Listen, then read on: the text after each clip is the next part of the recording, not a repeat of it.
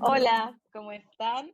Bueno, este es un episodio que sale después de fiestas, no sale habitualmente el domingo, porque, digamos, queremos que pasen sus fiestas tranquilos y luego ya empezar a prepararnos para el final del año.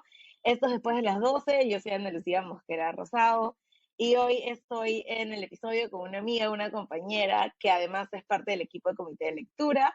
Está con nosotros Daniela Meneses, es periodista, es abogada, es creadora de La Mala Sangre y además es la curadora de género del Comité de Lectura. Ahora mismo acaba de terminar un máster en género y sexualidad en London School of Economics y hoy vamos a hablar de un tema bien interesante. Bienvenida, Daniela, gracias por estar acá con nosotros. Gracias a ti, Ana Lucía, gracias por invitarme a hablar en este episodio. Eh, y bueno, estoy lista para tus preguntas, me imagino. Sin ponerse nerviosa. Eh, la temporada pasada hablé con una muy buena amiga mía sobre la interseccionalidad y creo que algo que planteamos al inicio fue pensar no solamente en un feminismo, sino hablar de feminismos, en tanto las mujeres somos súper diversas y tenemos diferentes maneras de expresar también nuestras luchas y nuestras necesidades. Y yo venía conversando hace bastante tiempo con Daniela, porque como dije, además es parte del equipo y es una de las personas que me ayuda mucho a ver qué contenidos y qué temas sacamos todas las semanas, sobre la necesidad de hacer un episodio para hablar específicamente sobre el feminismo blanco, que es como, digamos, un tipo de feminismo del que no se discute mucho, que causa mucha controversia, que a veces no se quiere conversar y que se malinterpreta también cuando se anuncia o cuando se objeta, ¿no? En muchas discusiones dentro del movimiento feminista. Y me parecía que Daniela era una de las personas con las que podía conversar sobre esto, porque creo que es una de las personas con las que he tenido más discusiones críticas sobre el tema, con la que he compartido mucha información, y creo que nos puede ayudar también a encontrar estos puntos críticos y algunas cosas pendientes o tareas pendientes que nos quedan dentro de los movimientos feministas en general. Entonces, mi primera pregunta creo que vendría a ser, ¿qué entendemos? ¿Qué entendemos por feminismo blanco? ¿Por qué causa tanta controversia? ¿Por qué la gente se ataca tanto cuando hablan de él? ¿Y qué necesidades visibiliza y qué otras deja de lado, no? Creo que esa es una pregunta importante que sea la primera, pero también es difícil porque cada uno contesta esta pregunta, yo creo, dependiendo de las referencias que tiene, y ahí creo que el primer disclaimer es que yo tengo un sesgo que estoy tratando de arreglar hacia un poco la academia. Entonces, mucho de lo que yo leo viene de la academia y de la academia anglosajona. Entonces, es desde ahí que viene mi respuesta y como digo, esto es un sesgo, no es algo que me parezca positivo, pero donde estoy ahora. Y encontré, preparándome para esta entrevista, encontré un libro que me ha parecido muy bueno y que lo quería recomendar, y es desde ahí que viene mi respuesta, y las respuestas probablemente que lo que voy a decir en el resto del podcast, eh, que es de una mujer que se llama Koa Beck, que es una mujer Ujú, americana, es estadounidense, me refiero a estadounidense, no americana, y ella se ujú, refiere como white passing y straight passing, porque es una mujer, no sé si se identifica como queer o lesbiana, y es de ascendencia, es como mixed race, afro y blanca, pero parece blanca. Entonces, desde ahí viene este libro que he escrito sobre el feminismo blanco. ¿Y cómo lo describe ella? Que me parece una buena descripción. Dice que una cosa importante es entender que es un sistema de creencias. El feminismo blanco puede entenderse precisamente como una manera de pensar qué es la igualdad de género, qué requiere la igualdad de género, dónde están las soluciones a la igualdad de género. Y esta manera de pensar se caracteriza, entre otras cosas, por ser muy individual. Entonces la idea un poco es que el feminismo blanco se concentra en cierta clase de problemas, que son precisamente los problemas que muchas veces y de manera general afectan a mujeres blancas, de clase media, heterosexuales, así es. y que además pone Ujú, la solución de estos problemas muchas veces en el individuo. Rompe esas barreras, alcanza tu lugar, quiérete a ti misma, ¿no? Entonces, el feminismo blanco, ser feminista, o sea, no es lo mismo ser una feminista que es blanca que ser una feminista blanca. Porque este sistema de creencias, en teoría, lo puede tener cualquier persona. Una persona negra Exacto. puede ser una feminista blanca. Una persona blanca Exacto. puede no ser una feminista blanca. Pero lo que es útil de este concepto, creo que es precisamente, nos ayuda a cuestionar nuestro propio feminismo. Y nos ayuda a darnos cuenta qué estamos teniendo nosotros como prioridades o no. El problema grande ha sido, creo, que muchas veces se entiende como un ataque. Se entiende, Así. entonces eso lo hemos visto en el Perú de vez en cuando, bastante seguido, que hay esta conversación donde un lado dice, eres una feminista blanca, y el otro lado dice, ustedes no me están dejando entrar al club de las feministas solo por mi color de piel. Entonces como que la discusión pasa de ser un sistema de creencias a ser un tema puramente identitario, que creo yo que no es el feminismo blanco. No sé cómo lo ves tú, pero diría que esas son las líneas generales, ¿no? Sí, me parece interesante esto de que efectivamente se pueden reproducir creencias que identifican al feminismo blanco siendo una persona racializada. Justo ayer estaba mirando eh, una conversación de estas muy tensas que se tienen en Twitter y así sobre el feminismo transexcluyente. Y claro, lo que se decía es que, digamos, esta tendencia a generar este feminismo transexcluyente era algo que se derivaba del feminismo blanco, y una de las respuestas era, miren a estas 4 mujeres negras que también son transexcluyentes, ¿no? Entonces no puede ser algo únicamente del feminismo blanco. Y la respuesta o los análisis alrededor era que efectivamente cualquier persona puede reproducir estos ideales que representa la blanquitud, ¿no? Sí. En ese sentido, cualquier mujer podría reproducir ideales del feminismo blanco si obviamente ha sido socializada, criada o aprendido estas conductas o este sistema de creencias. ¿No? Me pareció bien interesante que siempre se intenta decir, no puedes ser una feminista blanca porque eres una mujer racializada o porque eres una mujer negra o asiática, etcétera, cuando en realidad sí se pueden reproducir esas creencias siendo una mujer que no es blanca, ¿no? Probablemente es menos probable. Eso sí, o sea, probablemente es más probable ser una feminista blanca si eres blanca. Pero creo que es importante esta idea de que no es excluyente, porque como digo, no se trata de un problema de identidad, y me gusta eso que decías de, más que decir que alguien es feminista blanca, es como que está ejerciendo características o está mostrando ideas del feminismo blanco, porque el feminismo, no es que haya alguien que sea feminista blanca, quizás es más útil pensarlo no como una, como digo, como una identidad, sino como una conducta y sistema de creencias. Y en ese sentido, por ejemplo, una cosa que me pareció interesante pensar es, ¿qué hago yo aquí hablando en el podcast de feminismo blanco? Porque, bueno, yo soy una mujer que en el Perú es considerada blanca, y lo digo así porque no estoy, o sea, yo vivo en Inglaterra y en Inglaterra no soy muy considerada blanca, pero en Perú, para todos los efectos, soy una mujer blanca y tengo todos los privilegios de ser una mujer blanca, ¿no? Entonces, claro, no sé, es interesante pensar qué hago acá. O sea, estoy hablando quizás como una mujer blanca que dice, es posible ser blanca y no ser feminista blanca.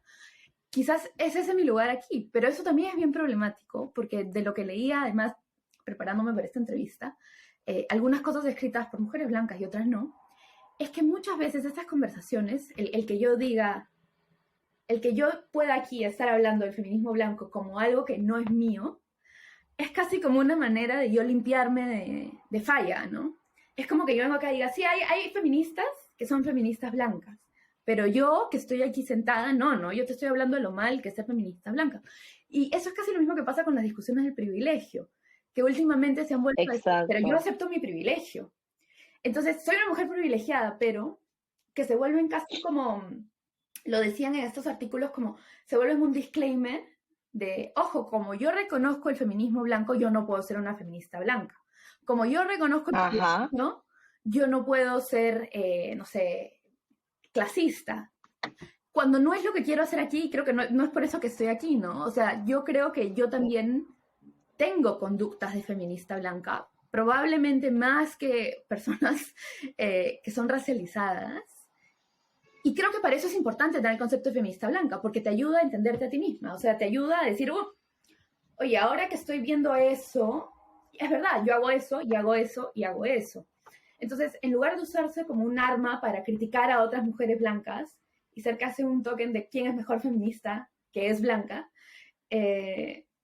creo que tiene que verse como una manera de interrogarnos a nosotros mismos, ¿no? Entonces, sí, o sea, quiero pensar también, ¿qué hago yo aquí quitándole el lugar a una mujer que sufre por el feminismo blanco, ¿no?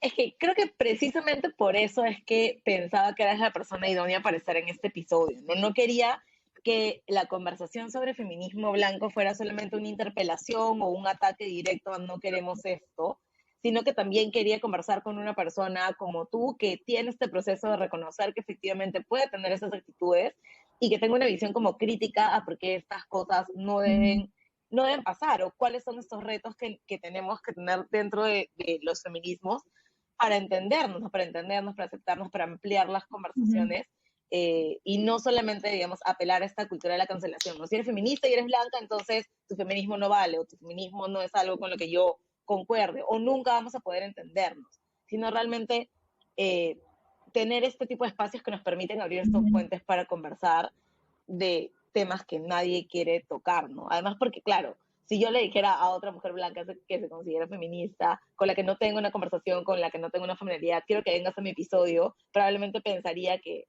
la voy a invitar para Para atacarla, ¿no? atacarla, claro. Porque, porque además ya, luego ya desmenuzando un poco estos conceptos asociados, también se asume que una mujer negra que interpela el feminismo blanco o que lo cuestiona Sí, solamente quiere atacar, ¿no? Porque sí. hay esta tendencia a encrisparse un poco, a sentirse como personalmente atacada en vez de ver que la crítica es una crítica estructural de cómo es que ha funcionado o cómo es que se ha establecido el feminismo o los inicios de lo que consideramos como la primera Uh-huh. ola del feminismo, ¿no?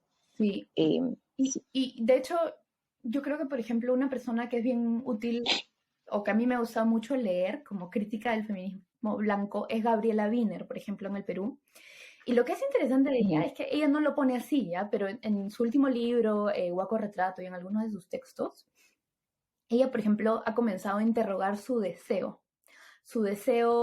digamos, sexual, no sé si romántico, bueno, su deseo por hacia lo blanco, hacia las personas blancas. Entonces, esa es una manera bien interesante en la que una mujer racializada, por ejemplo, cuestiona también cómo el feminismo blanco, con sus ideas de, no como el feminismo blanco, cómo la feminidad, mejor dicho, afecta a todas las personas, ¿no? De diferentes Exacto. maneras, pero lo que me gusta de ella es que, sí, en base a leerla a ella y a su experiencia completamente diferente, yo también he comenzado a interrogar, como digo, la belleza, el deseo y todas estas ideas. Eh, ¿Qué significa, por ejemplo, el feminismo pop, digamos, para quizás abrir un poco la conversación por eso? Tiene mucho ahora de quiérete a ti misma. ¿Qué significa decir que Exacto. nos queramos a nosotros mismos? Cuando la conversación de fondo que hay que tener para el quiérete a ti misma es racial, es, sí, es una conversación racial, de clase y de un montón de cosas, ¿no? Interrogar nuestro deseo es interrogar muchísimo más que quiérete Todo. a ti misma y eres bella como eres. Claro, porque además el deseo es una cuestión aprendida, ¿no? Por más que uno Mm, tenga un proceso de desaprendizaje, un proceso de reflexión crítica, puede pasar, ¿no? Que tu deseo esté orientado a todo lo que has venido recibiendo durante toda tu vida, ¿no? Entonces la aceptación tiene que ver con temas raciales, tiene que ver con temas de clase, tiene que ver con temas de tipos de cuerpo, tiene que ver con temas de discapacidad, tiene que ver con un montón de cosas, ¿no? Entonces, no solamente necesitamos como impulsar estos discursos porque sí, sino entender que para todas la experiencia de aceptación o de amor propio no va a ser la misma precisamente por estas cosas que mencionaba, ¿no? ujú. Y creo que esto también pasa con el tema del empoderamiento, ¿no? Que nos lleva a este otro tema de cuáles son estos conceptos que normalmente asociamos al feminismo blanco, ¿no? ¿Cuáles son estas cosas que escuchamos mucho de tú puedes lograrlo, tú puedes romper el techo cristal, que es Sí, algo que siempre me gusta cuestionar, ¿no? sí, un poco leyendo el libro de Koa Beck, decía esto, que como hablando del feminismo blanco, decía que hoy en día el feminismo blanco a veces sientes, si lees una revista o algo, en el contexto de Estados Unidos, puedes sentir que el feminismo blanco se resume en sé tu propio, sé la jefa que quieres ser, conquista tu lugar en la cima, esta es no sé, este es el lápiz de labio que te va a dar toda la fuerza. Con esto no vas a lograr no tener ayuda, no tener arrugas. Taylor Swift es el ídolo pop que todos necesitamos. Eso es como el feminismo blanco, ¿no?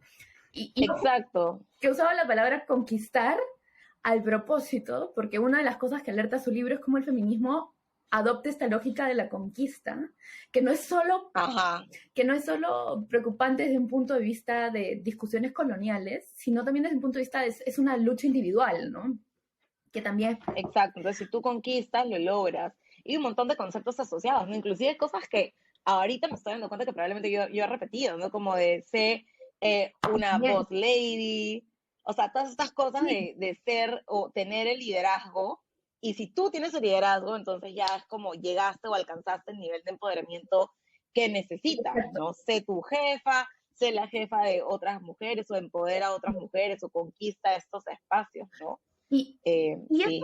yo creo que no necesariamente, o sea, creo que hay que ser cautelosos con la crítica porque no se trata de pensar, creo, que eso está mal. Es decir, no se trata de pensar que está mal romper el techo de cristal, está mal querer ser la versión mejor que puedas de ti misma, si quieres pensar en esos términos. A lo que van las críticas al feminismo blanco y a esta cultura del empoderamiento y esto, es que quitan el foco del problema y hacen del problema estructural, ¿no? Entonces, cuando comienzas a pensar en todas estas luchas como una cosa individual, una cosa que, más que individual, que tú puedes solucionar como persona, ahí es donde está el problema, porque hay muchas... Ya, claro, sí, yo puedo solucionar algunas de las barreras de género en el trabajo. Sí, estoy segura que las puedo solucionar luchando, porque sí, soy una mujer, pero además soy una mujer blanca que ha tenido una educación privilegiada. Pero cuando le dices a todas las mujeres que pueden lograrlo y pueden llegar a la cima, ¿qué significa eso para las mujeres que, la verdad, como las cosas como son, sus obstáculos para lograrlo son inmensos, porque no comenzamos desde el mismo Sí, paso, ¿no? Entonces, un poco la crítica es a eso. Cuando le pones foco nada más a ciertas luchas, exacto. no a otras. Sí, y es esta idea individual de yo lo logré, ¿no? Entonces, si yo lo logré, todas las demás pueden. Que no. Y hace, justo para el 8 de marzo, me acuerdo que dije, bueno, ¿qué podemos hablar sobre el 8 de marzo y los retos que tenemos, ¿no? Y pensaba un poco en este techo de cristal. Y recuerdo que hace unos días, no me acuerdo en qué espacio, hablaban un poco de qué pasaba con las mujeres negras y decían que las mujeres negras no tienen un techo de cristal, tienen un techo de fierro y el piso es un piso de arenas movedizas. Exacto. Entonces te jalan, pero luego cuando llegas no puedes subir, no lo puedes romper, ¿no? Y algo que publiqué justo en una columna para el 8 de marzo era esta idea de ver que el techo de cristal no está al mismo alcance de todo el mundo, porque claramente hay mujeres que van a tener otras problemáticas, ¿no? Entonces, si invitas a todo el mundo a romper el techo de cristal y no te das cuenta que no todas van a poderlo romper, que algunas están en el subsuelo, que algunas están paradas en arenas movedizas, que algunas tienen un techo de fierro, y no piensas en verdad qué puedes hacer por la liberación colectiva de todas las mujeres, entonces creo que ahí se pierde un poco esta idea de trabajar como un colectivo, ¿no? Eso es. Y yo creo que por ejemplo, vuelvo a este libro porque en verdad me pareció súper interesante leerlo. Leyéndolo, esta mujer que lo escribió ha trabajado en muchos medios y hablaba, y bueno, yo que trabajo como periodista y tú también que trabajas en comunicaciones, creo que tenemos un interés particular en cómo los medios agarran estos temas. Y ella contaba experiencias de cómo, claro, incluso trabajando viendo temas de género, ella se daba cuenta que los temas de género, bajo este paraguas del white feminism y de las revistas del feminismo blanco, se entiende como temas de mujeres nomás. Y algunas cosas se presentan como comunes y otras cosas se presentan como nicho. Entonces ella dice, yo a veces iba y decía, oye, deberíamos hablar de la experiencia de los hombres trans que quieren ejercer su paternidad, quieren cargar, digamos, un embarazo. Exacto. Y le decían, no, pero ese es un tema nicho. Entonces, bajo la excusa de lo nicho, hay temas que no son que no son tan fáciles, por poner entre comillas, de vender, que se excluyen, ¿no? Entonces, hay que tener mucho cuidado exacto, que se pone como nicho, que se pone como excepción, decía también, como que a veces tienes una revista que hace 7 o 10 artículos sobre llegar a la cima en tu trabajo y por cada 10 hace quizás uno de la situación carcelaria de las mujeres racializadas. Entonces esa es como la claro, excepción. O hablas de la situación, no sé, de la situación del trabajo de las mujeres y como pie de página hablas de que, oye, para las latinas y para las mujeres afrodescendientes es peor. Y es como, pero porque el centro sigue siendo la mujer claro, blanca. Entonces, a eso va un poco exacto, la crítica, ¿no? De quién puede ser feminista y quién es feminista nicho, quién es feminista, quién es el asterisco. claro. ¿Y quién es el sujeto político, no? Solamente es la mujer blanca de clase media o pueden ser otras mujeres, porque lo que haces es como que estandarizas, ¿no? Esta es la agenda feminista, esto es lo que queremos, no sé, mejor salario, queremos mejores cosas y no te das cuenta que efectivamente hay brechas que se abren un poco más, ¿no? Que es básicamente lo que pasaba con la primera ola del feminismo, ¿no? Diciendo queremos trabajar y luego tenías a las mujeres negras diciendo nosotras ya trabajamos. Trabajamos. O sea, no quiero eso, ya trabajo, quiero estar con mi familia. Sí, y por eso en esa línea, no sé cómo te sientes tú, pero esto es algo que yo he estado pensando hace un tiempo. A Yo ver. sé que a ti te encanta Chimamanda, pero Uh, y no me voy a meter a todo el tema de todas las discusiones que hay sobre su transfobia, esa lo pueden encontrar en internet, su supuesta transfobia, si es una transfóbica, no me estoy metiendo a eso, pueden buscar el debate en internet, sino que ella tiene este libro. sí, es bien amplio todavía y cada cierto tiempo como que sale, creo que va evolucionando porque tampoco sabemos cómo procesar a veces las cosas que dicen personas como Sí, muy públicas, que se ganan como mucho afecto. Entonces, sí, ahí está la discusión, pero yo voy a su libro y a su TED Talk, todas debemos ser feministas. Yo lo escuchaba claro, lo he leído hace bastante tiempo y me acuerdo que pensé, oye, sí, todas deberíamos ser feministas, pero cada vez pienso más que quizás esto hace más mal que bien, en algún sentido, porque si todos somos feministas, ¿ya qué significa ser feminista? O sea, siento que el concepto de feminismo se está licuando. A mí me cuesta a veces llamarme a mí misma sí, feminista porque me siento inadecuada. O siento que, o sea, siento no sé suficiente o no opino lo mismo que muchas feministas. Por eso el concepto de feminismo es ujú, mejor, ¿no? Pero cuando hablamos que todas debemos ser feministas y nuestro feminismo se reduce a usar un polo que diga el futuro es feminista, que tiene una historia larga y compleja, o a usar o a postear de vez en cuando en Instagram, me pregunto, ¿todas deberíamos ser feministas? sí. No, A mí también me genera esa idea de que el feminismo, cuando se hace como pop, o sea, se vuelve como de moda, pierde en algunos casos su consistencia, ¿no? Que es básicamente lo mismo que pasa con el movimiento antirracista y con otros movimientos, que se vuelven puramente performativos y no plantean tener esas discusiones, ¿no? Entonces, claro, tenemos a Chimamanda que, como dijo Daniela, con todas sus cosas, este, tiene un discurso más o menos interesante sobre involucrarnos en la lucha por la de igualdad, todas maneras. pero luego también ves cómo eso lo que genera es como una popularización del feminismo para todo y por todo, ¿no? La equidad de género es como una banderita o algo que se usa de manera muy accesoria, O sea, pero literalmente no todo. genera necesariamente estas discusiones, no es como, igual es como Black Lives Matter, o sea, tenías el año pasado, Exacto. sí, pasado, a un montón de gente poniendo cuadraditos negros en sus perfiles y luego no tienes más conversaciones alrededor de eso, ¿no? Inclusive hace unos días vi un artículo que decía que en Estados Unidos se había empezado la conversación sobre la raza y que todo el mundo está hablando de eso, pero que eso no significaba que los problemas se hubieran resuelto, Pero, ¿no? Entonces, es bien problemático a veces cuando ya asumimos que usar un polo, que de hecho yo también tengo, ah, que dice como el futuro femenino, ojo, nadie critica usar polos. este, Nadie está criticando usar pero polos. claro, es como, yo soy feminista porque tengo mi polo que dice The future is female. Y porque qué Eh, igualdad hombres y mujeres. Y es como, ¿es eso suficiente para ser feminista? y ya, Algunos ¿no? te dirán que Claro, sí, pero yo no me sentiría feminista si nada más creías en la igualdad. Y yo diría incluso que en el tema de la raza hay un poco un discurso distinto porque se habla mucho ahora de no es suficiente no ser racista, hay que ser antirracista.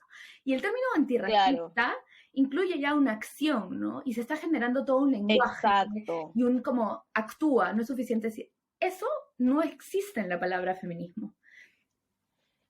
Antipatriarcal, pero no es una cuestión tan, O sea, digamos, masificada, ¿no? me refiero a A que mí sí me parece bien problemático eso, porque al final es como, todos son feministas igual y nadie es feminista al mismo tiempo, me ¿no? refiero a que no hay, cuando dices la palabra de feminismo, que hay de feminista, no incluye esa acción, un llamado a la acción necesariamente, que sí incluye la palabra antirracista. Antipatriarcal creo que no se usa tanto, o sea, No se usa mucho. se usa como parte de algo más, ¿no? Eres una feminista, antirracista y antipatriarcal, por ejemplo. Eso sí se usa, pero sí, quizás me he confundido y quizás antirracista, antipatriarcal se usa más de lo que pienso, pero yo no lo escucho mucho. No, yo no lo escucho mucho tampoco. O sea, se habla de, En digamos, círculos activistas y todo, pero no creo que se hable todavía en el debate pero público. claro, no hay una cuestión así como el debate, pero yo creo que es bien válida esta mirada a cómo cuando algunas cosas se hacen populares terminan siendo o vistas de un punto, Sí. desde una visión bien superficial, ¿no? Porque, De esta idea de todos vamos a hacerlo y es divertido y es bonito, pero no, pues, o sea, los procesos de deconstrucción son procesos difíciles y van más allá de ropa o de colores equivocado. o de ponerte va mucho más allá de morado, ¿no? Por eso como hablar un poco del purple washing también es una cosa interesante, ¿no? De todas estas marcas que luego, o todas estas organizaciones o grupos de personas que luego quieren hablar de violencia o hablar de la equidad de género, pero que no traspasan esta barrera discursiva, ¿no? Ujú. O simbólica, también performativa, que a mí sí me parece válido que hayas traído la discusión. Sí, o sea, porque claro, cuando tú me decías de este capítulo de feminismo blanco, el feminismo blanco y el pop feminism como que no sé cuál es realmente la relación directa, conceptual, así lógica, pero van de la mano, ¿no? Y muchas veces lo que se vuelve pop, digamos, es lo Es que el feminismo el blanco. feminismo blanco. Y esta idea del feminismo pop, hablábamos antes de comenzar a grabar de este libro que recomiendo mucho, también es escrito desde la Academia Anglosajona, creo que solo está en inglés, pero se llama Empowered Feminism, de Sarah Bannett Weiser, que es una profesora. Por eso digo que yo tiendo mucho a la academia, que eso es un error que estoy tratando de solucionar. Pero, pero el libro es muy bueno porque habla precisamente de esto, ¿no? De cómo en los últimos años vemos cada vez más que hay estos mensajes que son pop. Ella entiende lo pop en tres sentidos, me parece. En el sentido de que es algo que se puede compartir muy fácilmente. O sea, es, sí, compartible. Tiene mucha Pues sí, visibilidad, ¿no? Y a ver, estoy tratando de buscar lo que dice, porque le da como tres definiciones. Sí, como, o sea, tener visibilidad mediática, ser popular y estar luchando por ser el significado principal, por ponerlo de alguna manera, ¿no? Y un poco el libro es una reflexión, no es una crítica tajante a que el feminismo se vuelva pop, porque por supuesto, por un lado, esto es positivo, porque hace que el feminismo llegue a más gente se interese, más gente pueda comenzar un proceso de realmente meterse al feminismo. Por otro lado, sin embargo, lo que se vuelve pop es generalmente lo más fácil de consumir. Entonces, en una época exacto. de Instagram, y lo digo como creadora de Instagram también, y tengo bastantes opiniones críticas a mi propio Instagram, Y yo. en una época de Instagram, lo más fácil de consumir sí es aquello que, o de replicar, es aquello que sigue ciertas lógicas de, digámoslo, de mercado, de Instagram. Tiene que ser compartible, tiene que ser bonito. Yo me he dado cuenta que frases fáciles se comparten más, frases muy centradas en como el yo, la autoayuda, que hacen más fácil las discusiones que son dificilísimas, que la hacen más fácil. Y claro, por un lado eso igual es positivo porque te está obligando a salir de la academia, te está obligando a salir de tu Exacto. burbuja, está permitiendo que esto llegue a gente en otros idiomas, o sea, que cosas de mundos de activistas anglosajones, digamos, lleguen a Latinoamérica y tomen su propia forma, su propia vida.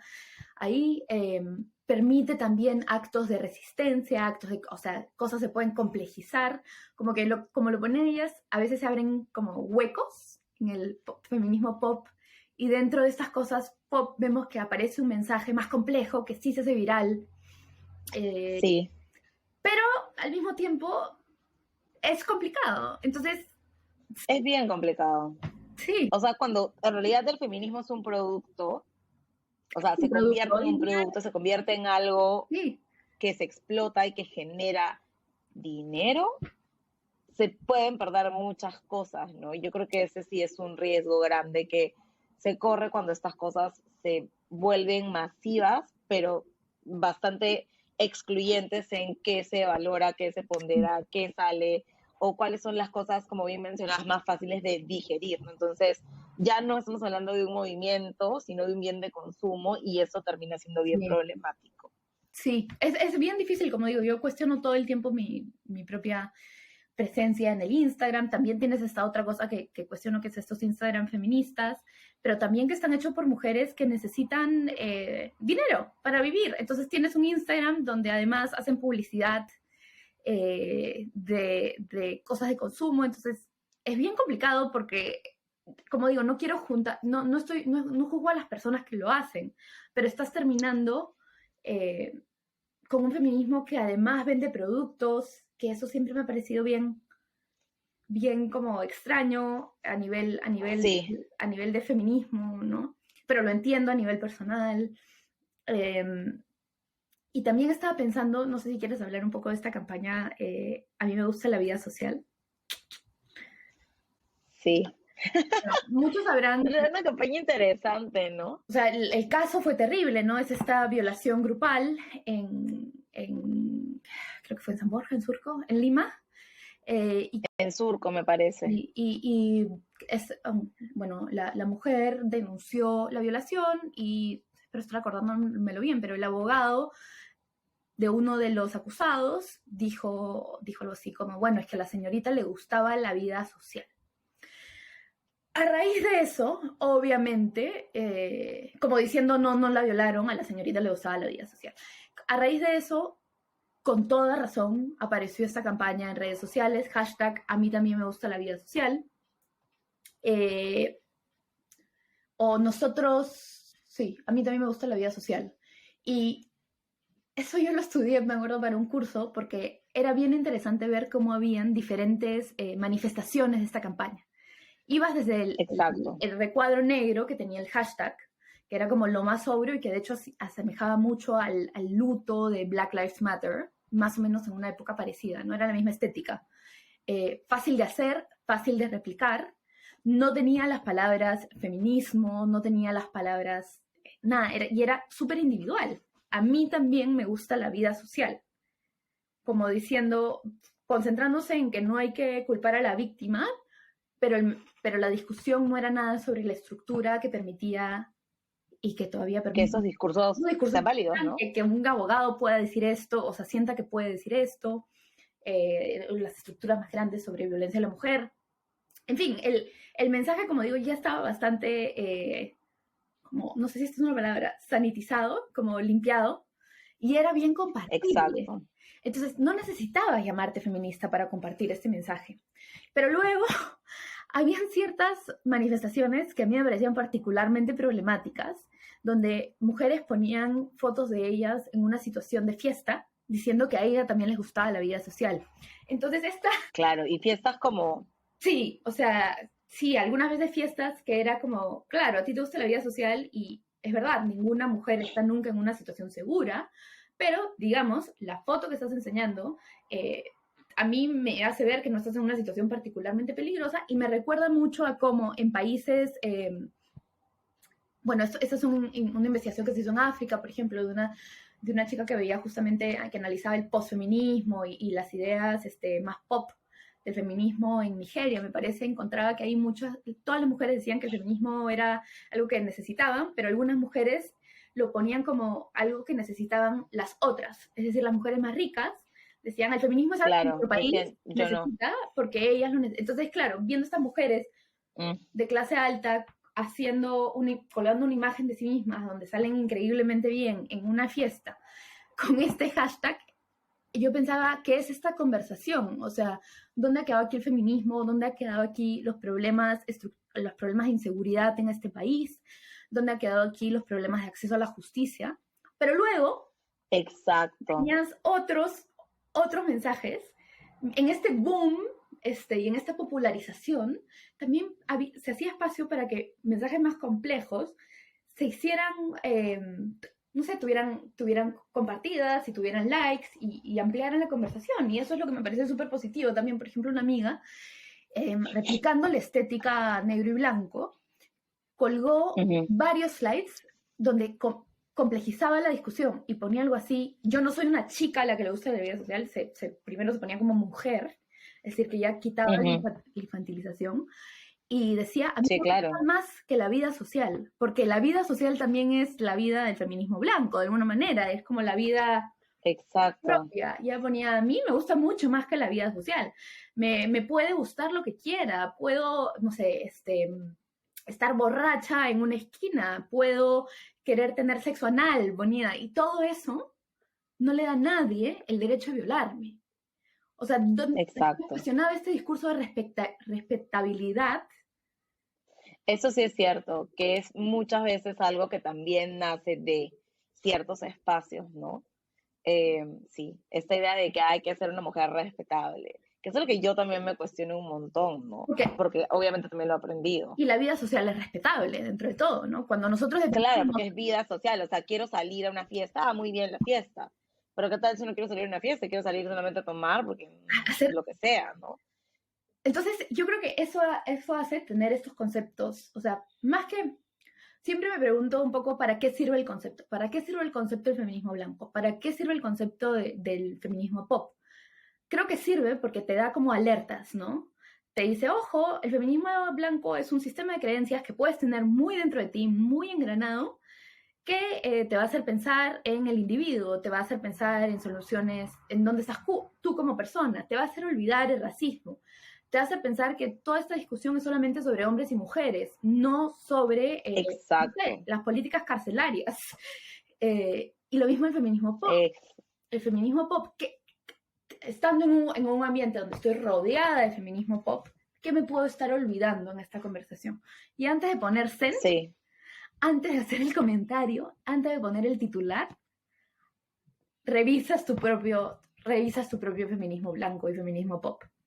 Yo creo que eso es. Sí, creo que eso es bien potente, porque sí, pues, o sea, al final, nuevamente, nadie está libre, nosotras no estamos libres, y siempre hay que reconocer que estas cosas existen y que pueden aparecer en cualquier momento, ¿no? En algún momento puedes decir alguna cosa que no es apropiada, en algún momento puedes estar haciendo una evaluación de cómo tú crees que deben llevarse las agendas, o cuáles crees tú que son las necesidades de todas las mujeres según tu propia evidencia, desde tu propio privilegio también, ¿no?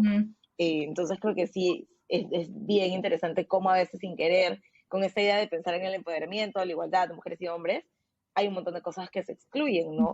Y digamos, no podemos hablar de feminismo blanco sin hablar de esta exclusión de hablar de racismo, ¿no? Esta idea de no vamos a ver raza o no vamos a ver colores, este casi como racismo ciego que nos hace pensar que no importa si eres afroperuana, eres asiática, todas somos mujeres, igual, ¿no? Claro, que es algo que normalmente pasa también, ¿no? Igual que dicen, yo no veo que seas mujer, yo solo veo un empleado, y es como, no, obviamente soy mujer y eso afecta en cómo me ven los jefes en el trabajo.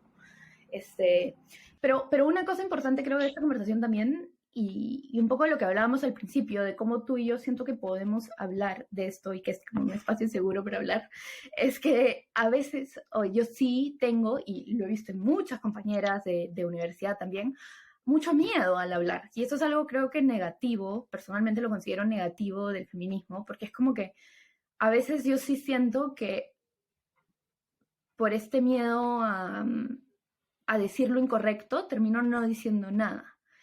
Y creo que eso es una actitud contraproducente hasta cierto momento, porque evidentemente si no sabes qué decir, mejor no digas nada. Pero a veces yo sí estoy segura de una opinión, o me siento segura de una opinión, pero luego digo, pero si la digo, ¿y qué pasa? Entonces yo creo que por eso es importante espacios como este, y y en general, como personas, es importante tener espacios con amigos en los que confiemos, que piensen diferente a nosotros o que sean distintos a nosotros por diferentes temas, pero sí, que sean distintos a nosotros y donde igual podemos darle una idea y ellos nos pueden decir si le estamos fregando. Pero por eso no sentirnos, o sea, yo me acuerdo, por ejemplo, Personalmente atacados. sí, o sea, yo me acuerdo mucho en mis seminarios de la universidad, cuando recién comenzaban, que eran seminarios de universidad de género donde todos los, digamos, creo que todos tratábamos, o sea, yo tenía partía con la buena fe de que ninguno estaba tratando de ser machista, ninguno estaba tratando de ser racista. Pero Claramente. y la gente decía en su introducción, perdónenme si la friego, por favor, no estoy tratando de decir nada malo. Y esa actitud que por un lado es positiva, por otro lado yo ya la veía como un miedo a hablar. Entonces era, si no puede ser un espacio seguro para discutir ideas y darnos cuenta que nuestra discusión está pues sí. ¿dónde estamos? Entonces creo que una cosa que sí yo necesito un poco más en mi vida y creo que muchos quizás necesitamos es un espacio donde cometer errores. Sí, y además que se entienda que estas conversaciones no son ataques personales, ¿no? Exacto. Porque creo que lo que pasa también es que personalizamos mucho las cosas y tendemos a asumir que, no sé, si Daniela es una mujer blanca y yo digo que el feminismo blanco no puede, o digamos, es excluyente, lo que Daniela debe escuchar es precisamente lo que he dicho y no que Daniela es una mala persona. Claro, exacto. Entonces pasa mucho que estas críticas a los movimientos terminan siendo asumidas como críticas personales, cuando en realidad, como todo movimiento, lo que se critica es la estructura que genera estas precondiciones para que estos discursos sigan pasando. Entonces, creo que también el reto de crear espacios seguros es garantizar que podemos hablar, despersonalizar estas conversaciones y tener una mirada crítica a qué podemos hacer en función de un problema que es un problema estructural, ¿no? Que no es no es un ataque directamente hacia una persona, sino es una acción para visibilizar todo un sistema que es más grande que tú. O incluso si está personalizado, para citar, yo sé que a ti te encanta Kendi, sí, sabía Kendi, Ibrahim X Kendi, él dice algo así como, cuando le dices a alguien que ha hecho algo racista, no le estás diciendo que es un racista, que es una mala persona y que debería ser cancelado y no debería tener ningún espacio en ninguna conversación.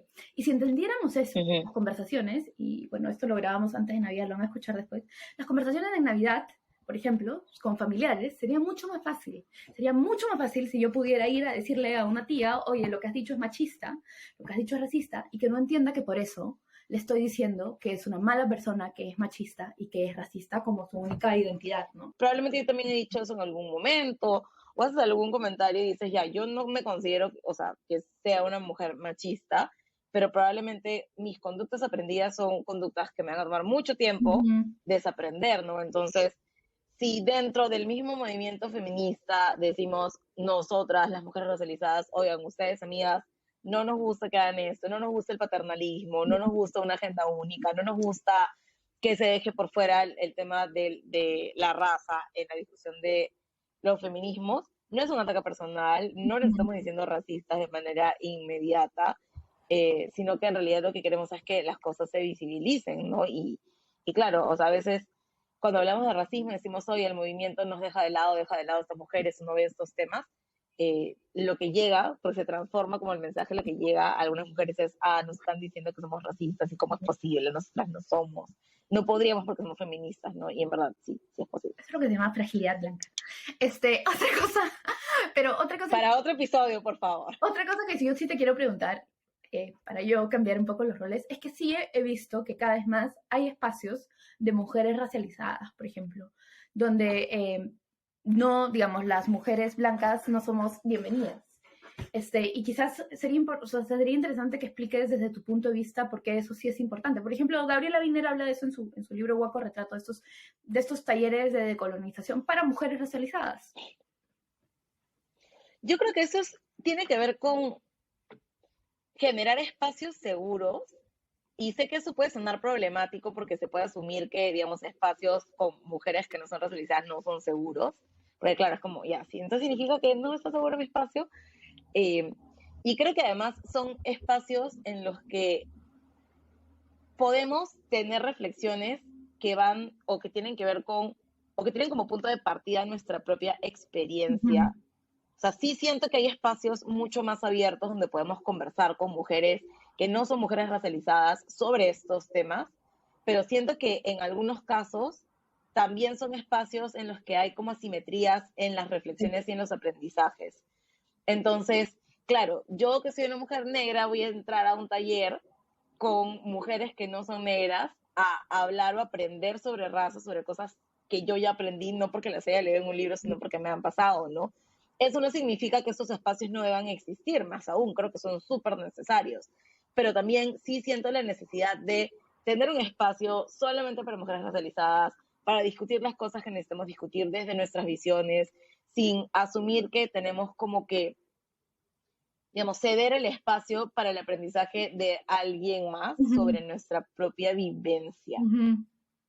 Y Y no sé si me he enredado un sí, poco, pero no, creo que está esa es claro. más o menos la idea. Queda claro. Y por ejemplo, yo desde alguien de afuera, de esos espacios, pero interesada en los temas, también te diría que, por ejemplo, probablemente tienen conversaciones que a mí me encantaría escuchar, pero, pero no es su obligación enseñármelas, ¿sabes? O sea, también creo que hay que nosotras como mujeres que tienen ese privilegio aprender por nuestra cuenta, ¿no?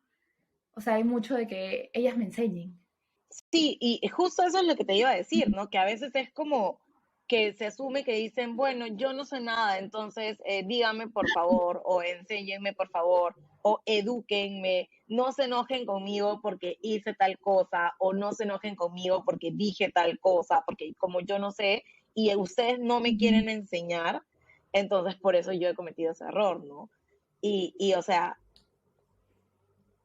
inconscientemente están replicando lógicas de dominación sobre nosotras, ¿no? ujú, Porque estás asumiendo que tú no puedes aprender por tu cuenta y estás esperando que yo gaste mis recursos, mi tiempo, mis espacios sí. para suplir tus propias necesidades, ¿no? Ujú, En vez de decir que en realidad sí es una obligación, bueno, no sé si una obligación, pero sí es opcional que tú digas quiero aprender y como dirían algunas compañeras, Google es gratis. O sea, claro. Y además, o sea, siendo honesta, no creo que, yo creo que la gente, si ve a alguien que realmente no tiene cómo aprender o no tiene recursos, probablemente lo ayuden con los recursos, ¿sabes? Me imagino que tú sabes quién necesita ayuda y quién no. Eso quiero decir. exacto. Sí, sabes quién necesita ayuda y quién no, y también sabes qué personas tienen la apertura para poder recibir la información, Ujú, que pasa muchas veces que dices, no sé, me voy a tomar, y me ha pasado a mí que he dicho, ya, esto está mal. Me voy a tomar el trabajo de escribir un mensaje a esta persona para decirle porque esto está mal. Y no lo he hecho yo, solamente lo han hecho otras compañeras también, ¿no? ujú, Y la respuesta es como que, ay, a mí no me parece, pues, que esto esté mal.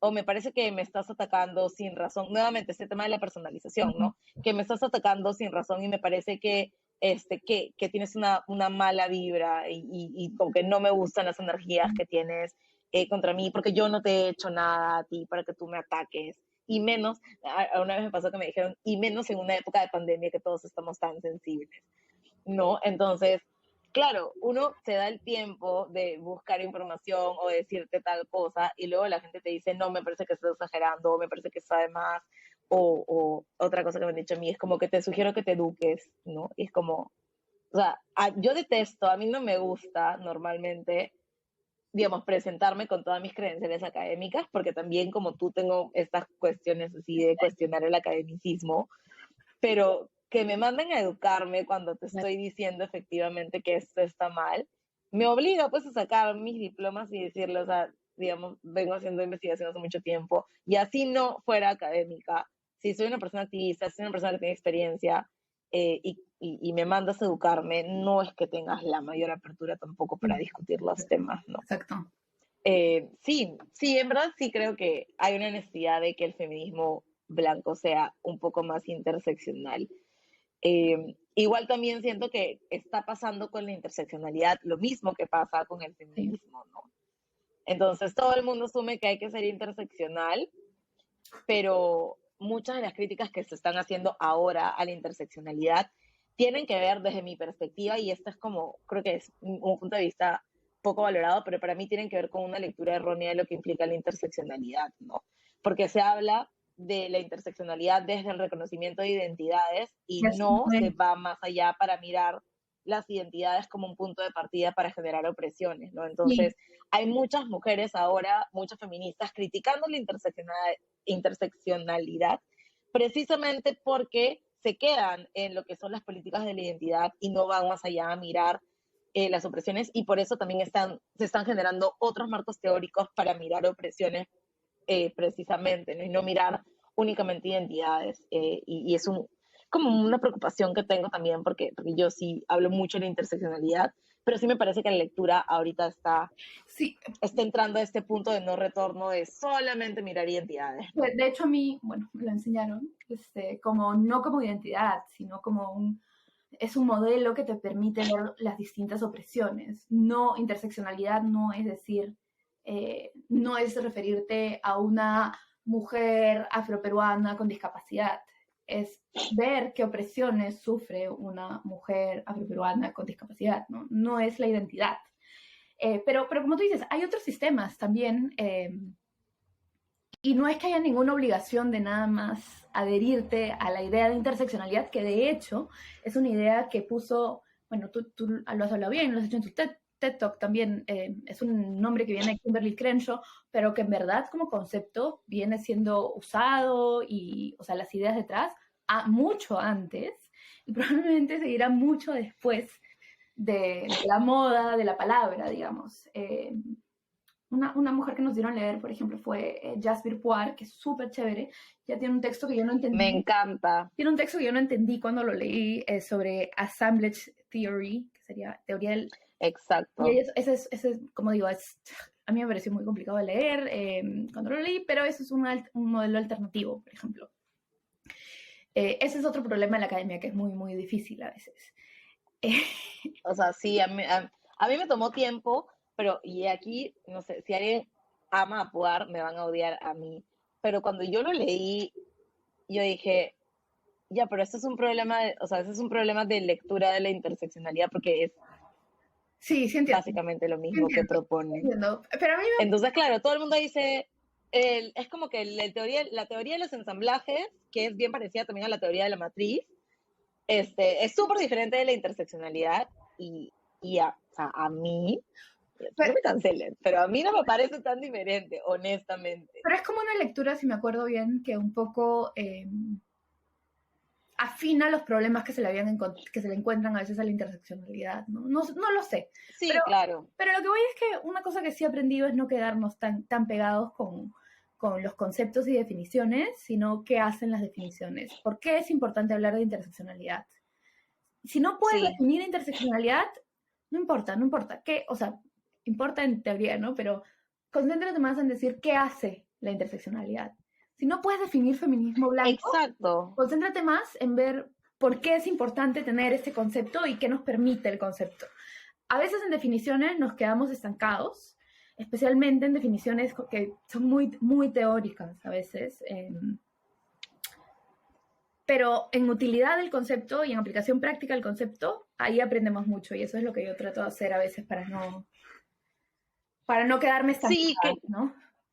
a mí me funciona mucho mejor, ¿no? Hacer eso y decir, mira, esto es lo que pasa, eh, digamos, ese es el problema para mí y se ve más o menos igual, ¿no? O sea, digamos, lo teórico, como bien dices, al final se queda en lo teórico, pero en efectos prácticos creo que para mí, o sea, estas cosas, estas tres teorías, eh, presentan como un problema de aplicación, ¿no? De aplicabilidad, porque cuando en verdad uno aplica la teoría, funciona de una manera muy similar una de otra, ¿no? No son cosas que se divorcian necesariamente o no son cosas que son opuestas, como a veces se asume que son, ¿no?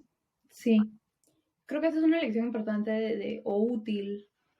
Creo que si alguien se ha llevado algo de este podcast sea eso, ¿no? O sea, importa menos qué es el feminismo blanco, importa más cómo usar estas ideas que estamos dando para cuestionarnos.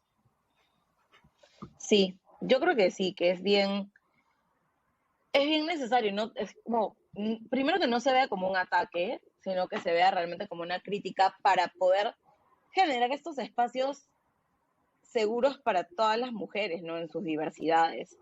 Y que todas las mujeres, no solamente que sean espacios inclusivos, porque ya también he empezado a tener mis conflictos con la inclusión como concepto, pero que sean espacios que garanticen la pertenencia, ¿no? Que es como que cada persona pueda ser y que sea valorado en sus diversidades por lo que son, ¿no? No necesariamente esos espacios en los que te absorben y te colocan dentro de un molde para que seas como se supone que tienes que ser dentro de los espacios o en función a cómo los espacios son pensados, ¿no? Y eso tampoco quiere decir que a veces no se use como un ataque el feminismo blanco, ¿no? O sea, también... Se usa a veces. Sí, y creo que eso también podemos, o sea, se puede estar ahí, se usa a veces, pero que algunas personas lo usen como ataque no significa que todas las personas lo estén usando como ataque, ¿no?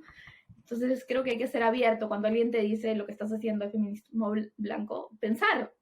O sea, creo que cada persona debería tener la posibilidad crítica de decir, oye, esto es un ataque gratuito que me están haciendo por un problema que tienen conmigo, o esto es de verdad. O sea, tampoco somos seres acríticos, podemos darnos cuenta nosotros mismos de dónde viene lo que nos dicen, ¿no? No sé. O finalmente esto es una crítica a un problema que es más grande que yo, ¿no? Además. Del que yo estoy siendo parte en este momento, Exacto. pero que es un problema mucho más grande, ¿no? Y creo que eso también nos ayuda a que no se genere tanta como animosidad alrededor de el feminismo blanco, ¿no? Como esta cosa que hace que muchas mujeres blancas se enojen. A mí me puedes decir cuando quieras, feminista blanca, Ana Lucía. Cuando sea que lo cometa, dime. No lo haré porque creo que, digamos, a veces sí se usa como crítica a este rechazo, esta resistencia a la deconstrucción. Sí, ¿no? sí. Y en tu caso sí creo que puedo tener estas conversaciones bien honestas pero yo sobre lo que implica. Digo, si la friego... Pero todo el mundo. Exacto. Pero no me molesta. O sea, todo el mundo lo hace, ¿no? Hay que aprender también a reconocer que efectivamente podemos caer en cualquier momento en alguna acción que no esté alineada con las cosas que creemos o pensamos. Y lo importante es también reconocer eso y ver qué hacemos en adelante. ¿no? Eso es, el feminismo es incómodo. Es incómodo. Es bien incómodo, como todo movimiento, porque nos invita a mirar dentro de nosotros mismos, ¿no? No es eso no se quiere hacer. No es como algo que podemos hacernos, o sea, yo lo siento así, ¿no? No es como algo que me premio y me siento feminista y chévere. Es algo que cuesta. Porque cuesta un montón de trabajo, o sea, sí, cuesta un montón de trabajo, porque además creo que eres como doblemente vigilada, ¿no? Es como que esta persona es una activista y seguramente es como la persona perfecta, y es como, claramente no. Claramente no. Sí. ¿no? Decimos cosas problemáticas, hacemos cosas problemáticas. Ya ahora quiero comprarme el libro de Gabriela Wiener, porque claro, es como... Es increíble el libro. Puede pasar, ¿no? Es como... O puedes tener, por ejemplo, algún activista antirracista que diga, a mí no me gustan los hombres negros. Puede pasar. Sí. O sea, en verdad puede pasar. Y luego tú dices, pero ¿cómo es posible? Porque, o sea, los activistas también hemos crecido en este mundo que nos digamos, predispone a ciertas cosas, ¿no? Creo que el trabajo activista no está marcado necesariamente por la perfección o por el accionar correcto siempre, sino por la acción que tomas en función a empezar a trabajar en todas estas cosas que resultan problemáticas inclusive dentro de ti, ¿no? Sí. Y no todos o sea, yo probablemente sea crítica, bueno, yo no me considero misma activista, porque no hago realmente ahora activismo, pero, por ejemplo, sí creo que hay algunos activismos que probablemente yo voy a criticar, otros que no tampoco hacemos todos, no somos un globo de personas feministas que piensa todo igual, ¿no? Eso también es importante. Exacto. O sea, claro. No podemos creer que quizás tú me digas que algo es racista y yo te diga, no, eso no es racista, o al revés. Y claro, en nuestro caso va a ser más problemático porque viene por un lado de una persona blanca, por un lado de otra persona afroperuana, pero igual yo creo que también tener respeto por la otra persona es ser capaz de tener esta conversación y no quedarnos en la identidad como que, no, como yo soy la mujer afroperuana, yo tengo la razón, o al revés, ¿no? Como yo soy la mujer blanca, yo tengo Exacto. Claro, porque a veces uno dice, ya, esto no está bien, y luego, o sea, la idea es siempre cuestionarte, ¿no? Que creo que es algo que normalmente hacemos quienes nos consideramos o feministas o antirracistas o que hacemos activismo o intentamos de alguna manera crear esos espacios para hablar, ¿no? Como el podcast, como tu cuenta, como otras cosas que creo que son bien necesarias para hacer la labor un poco tediosa de cuestionarnos casi todo. Sí. Pero sí, no, yo tengo que confesar que me he quedado con un montón de otras preguntas, pero creo que estoy bastante satisfecha con esta conversación sobre feminismo blanco y sobre varias de las cosas que tienen que ver también como con el feminismo popular. Popular en tanto... Pop. Nada más pop, sí. Pop. Suena como... traducir, justo hablamos de eso, traducir popular feminism por popular, porque el feminismo popular tiene una historia en el Perú. Popular. Exactamente, lo popular es... Claro, lo popular es diferente acá. Y eso es otra cosa también que pasa con el feminismo y la academia feminista, que es muy blanca. Es muy, muy, muy blanca, ¿no? Entonces, muy blanca, muy anglosajona también. Sí. Por eso digo que yo ahí, sí, ahí tengo cosas que arreglar. Sí, yo tengo mis tensiones también, ¿no?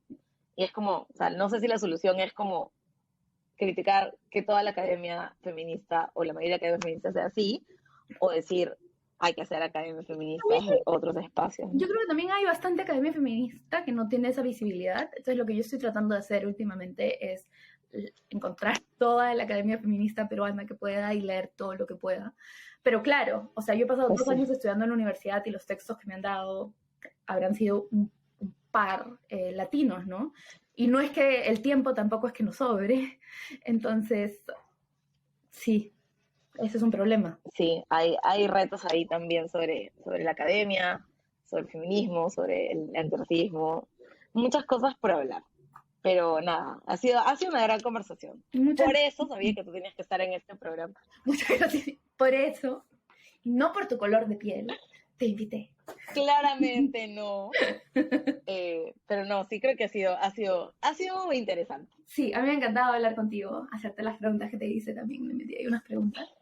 Muchas gracias por Sí, No, muchas gracias a ti, Daniela. Y bueno, dinos dónde te podemos encontrar. Bueno, puedes escuchar mi podcast, lamalasangre.p. Bueno, no, ¿cómo se llama? Solo se llama La Mala Sangre, sí. La Mala Sangre en el comité de lectura. Y el último episodio es de hecho una entrevista a Gabriela Wiener sobre Guaco Retrato. Y luego pueden encontrarme en Instagram como lamalasangreic.p. Excelente. Y sí, en verdad el podcast de Daniela es muy chévere porque a diferencia de este, tiene como algunas secciones interesantes de que ver, que leer, y algunas recomendaciones bien bacanas, así que espero algún día hacer una sección así de Ana Lucía recomienda. Sí. Pero nada, sí. Haré para la próxima temporada. Este es el penúltimo episodio de la temporada. Además, yo no puedo creer honestamente que en este año tan caótico haya tenido 2 temporadas del podcast, pero ya este es el penúltimo episodio de la temporada, así que el próximo episodio será el episodio final. Espero que estén teniendo bonitas fiestas, que tengan espacio de descanso. Muchas gracias, Dani, de nuevo por acompañarnos hoy. Y muchas gracias por escucharnos. Y esto fue Después de las 12, un podcast para comité de lectura. Y nos vemos la siguiente semana.